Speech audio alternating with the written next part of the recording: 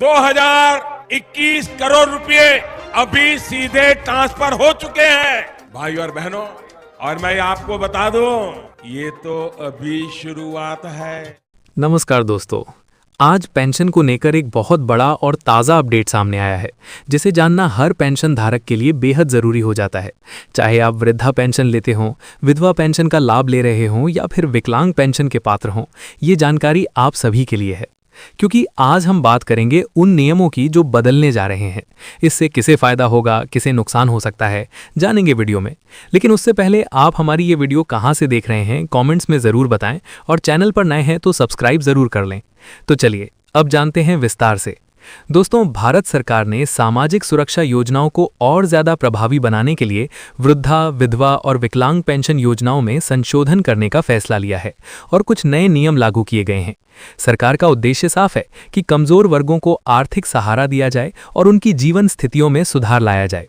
अब यहाँ एक और बड़ी खबर सामने आ रही है जो होली से जुड़ी हुई है। जी हाँ, संभावना जताई जा रही है कि होली से पहले पेंशन में बढ़ोतरी हो सकती है। बजट सत्र के बाद से लगातार ऐसे संकेत मिल रहे हैं कि सरकार पेंशन राशि में इजाफा कर सकती है। अगर ऐसा हुआ तो होली से पहले आपको बढ़ी हुई पेंशन मिल सकती है। यहाँ तक कि कुछ परिस्थितियों में 2 बार भुगतान की भी संभावना जताई जा रही है। सरकार के सामने 2 प्रस्ताव रखे गए हैं।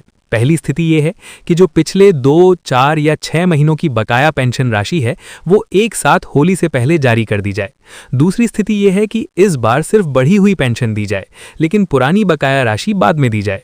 अब देखना ये होगा कि सरकार इन दोनों में से किस प्रस्ताव को मंजूरी देती है। आपको बता दें, अभी के समय सभी राज्यों में बुजुर्गों को 1000 से 3000 रुपए तक की राशि मिलती है, जो कि राज्य सरकार तय करती है। और अभी के समय सबसे ज्यादा पेंशन हरियाणा में दी जाती है, जिसमें कुल 3250 रुपए दिए जाते हैं। ऐसे ही विधवा महिलाओं को 1500 से 3000 रुपए तक की सहायता दी जाती है। वहीं दिव्यांग श्रेणी में खासकर गंभीर स्थिति वाले लाभार्थियों को 3000 से लेकर 6000 रुपए तक की पेंशन मिल सकती है। इसके अलावा पेंशन पात्रता नियमों में भी बड़ा बदलाव होने जा रहा है। उम्र की शर्तें तो पहले से तय हैं, लेकिन इस बार आय सीमा में बदलाव किया गया है। अगर आपकी वार्षिक आय 1 लाख रुपए से अधिक है या आपके परिवार की मासिक आय 8000 रुपए से ज्यादा है तो आप पेंशन के लिए पात्र नहीं माने जाएंगे। हालांकि ये सीमा हर राज्यों में अलग अलग हो सकती है, लेकिन सामान्य तौर पर अगर आपके घर में किसी भी स्रोत से 8000 रुपए से अधिक आय आ रही है तो पेंशन रुक सकती है। बहुत से लोगों की पेंशन इसी वजह से बंद हुई है, इसलिए इस नियम को हल्के में बिल्कुल ना लें। अब बात करते हैं आवेदन प्रक्रिया की। अगर कोई नया लाभार्थी इस योजना में आवेदन करना चाहता है तो वो ऑनलाइन और ऑफलाइन दोनों माध्यमों से आवेदन कर सकता है। ऑफलाइन आवेदन शहरी क्षेत्रों में नगर निगम कार्यालय में और ग्रामीण क्षेत्रों में पंचायत प्रधान कार्यालय या पेंशन विभाग में किया जा सकता है। कई लोग सही जानकारी ना होने के कारण गलत जगह आवेदन कर देते हैं या बिचौलियों के चक्कर में फंस जाते हैं। कुछ लोग 5000 या 2000 रुपए महीने दिलाने का लालच देकर पैसे मांगते हैं। इसलिए आप सभी को ऐसे दलालों से सावधान रहना है और सीधे सरकारी कार्यालय के माध्यम से ही आवेदन करना है। दोस्तों, पेंशन राशि में केंद्र और राज्य दोनों का हिस्सा होता है। उदाहरण के लिए अगर आपको 1000 रुपए पेंशन मिल रही है तो 500 रुपए केंद्र सरकार देती है और 500 रुपए राज्य सरकार। जैसे उत्तर प्रदेश में 1000 में से 500 रुपए केंद्र और 500 रुपए राज्य का हिस्सा होता है। बिहार में अगर 1100 रुपए मिलते हैं तो 550 रुपए केंद्र और 550 रुपए राज्य सरकार देती है। कुछ राज्यों में राज्य का हिस्सा कम होने से कुल पेंशन राशि भी कम हो जाती है। अब एक और राहत भरी खबर दिव्यांग पेंशन को लेकर आई है। पहले दिव्यांगता की न्यूनतम सीमा 60% थी, लेकिन अब इसे घटाकर 40% कर दिया गया है। यानी अब ज्यादा लोग इस योजना के लिए पात्र हो सकेंगे और लाभ उठा सकेंगे। हालांकि इन बदलावों के बावजूद कई पेंशन धारकों में नाराजगी भी देखी जा रही है। वजह यह है कि कई लोगों की पेंशन 2 से 4 महीने तक अटक जाती है और समय पर भुगतान नहीं होता। लोग कह रहे हैं कि पहले पुरानी पेंशन तो समय पर मिले, उसके बाद नए नियम लागू किए जाएं। अब यहाँ पर एक और बात समझने वाली है। सरकार ने दिव्यांग पात्रता की सीमा कम कर दी है, यानी अब ज्यादा लोग इस योजना के दायरे में आ सकेंगे। सुनने में ये राहत की खबर लगती है, लेकिन इसके साथ एक चिंता भी जुड़ी हुई है।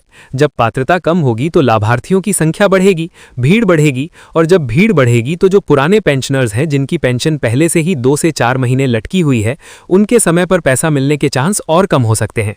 इसलिए बहुत से पेंशन धारकों का कहना है कि सरकार को पहले से जुड़े हुए नियमित लाभार्थियों को हर महीने समय पर पेंशन देनी चाहिए, उसके बाद ही नए लोगों को जोड़ा जाए, क्योंकि सबसे बड़ी समस्या यही है कि कई लोगों की पेंशन समय पर नहीं आती।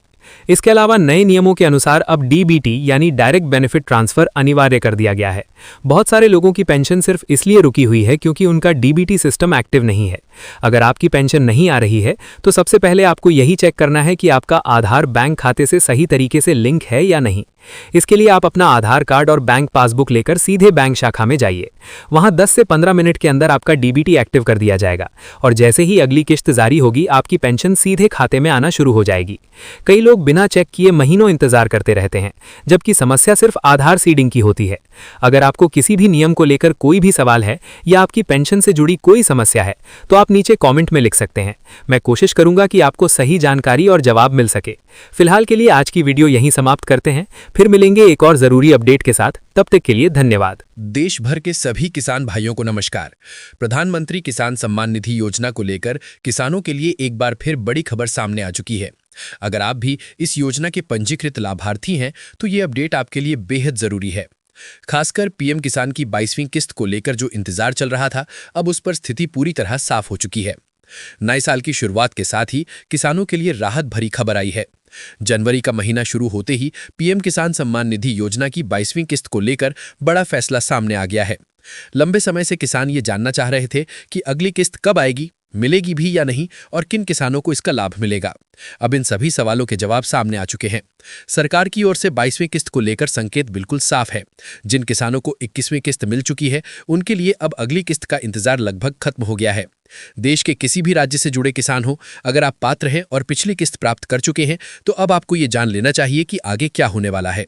पीएम किसान योजना के तहत किसानों को हर साल 6,000 रुपए की सहायता दी जाती है, जो 3 किस्तों में सीधे बैंक खाते में भेजी जाती है। लेकिन इस बार योजना को लेकर एक और चर्चा तेज है, क्योंकि सालाना राशि में बढ़ोतरी को लेकर भी नई जानकारी सामने आई है। इस पर क्या अपडेट आया है और सरकार क्या संकेत दे रही है, इसकी पूरी जानकारी आपको इस वीडियो में मिलने वाली है। इसके साथ ही नए साल के साथ पीएम किसान योजना में कुछ नई शर्तें और नियम भी लागू कर दिए गए हैं। यानी अब सिर्फ किस्त आने का इंतजार करना काफी नहीं है, बल्कि ये भी जरूरी हो गया है कि आप सभी जरूरी औपचारिकताएं समय रहते पूरी करें। अगर आपने इन नियमों को नजरअंदाज किया तो आपकी किस्त अटक सकती है।